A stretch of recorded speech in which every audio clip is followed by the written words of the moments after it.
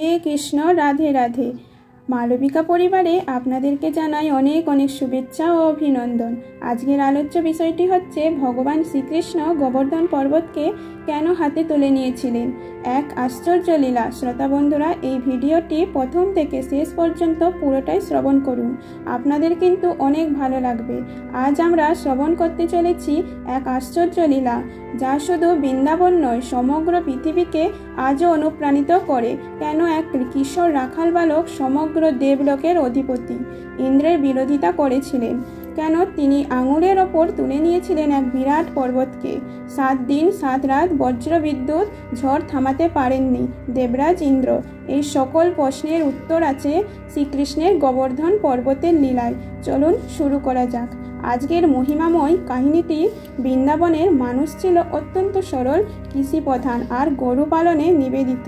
সকালে তারা গরু চড়াতো, দুধ দোয়াতো, মাখন বানাতো এবং কংসের অন্যায় শাসনের মধ্যেও তারা ভগবানকে ভজত।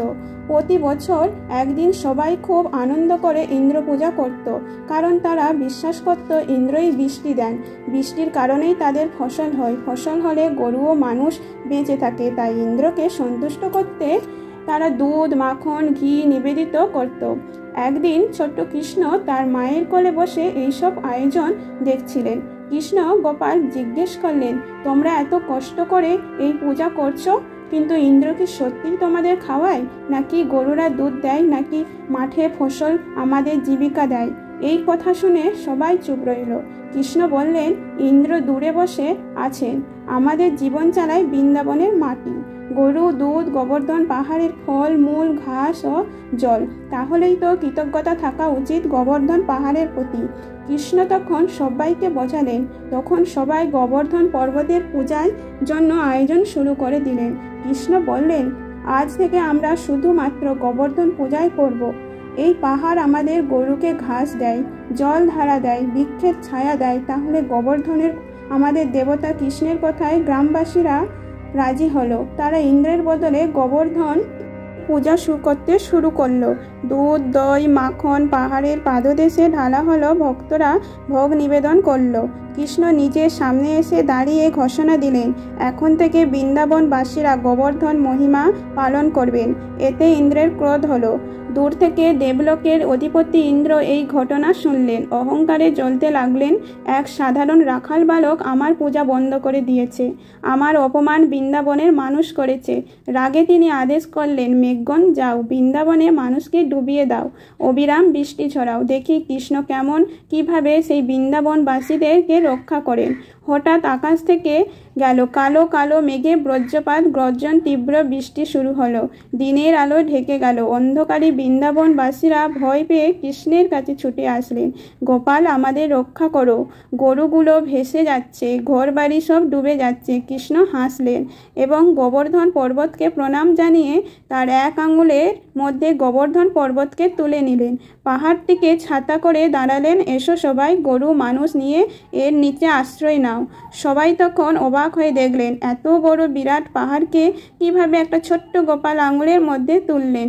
কিন্তু কৃষ্ণ তা দাঁড়িয়ে আছেন।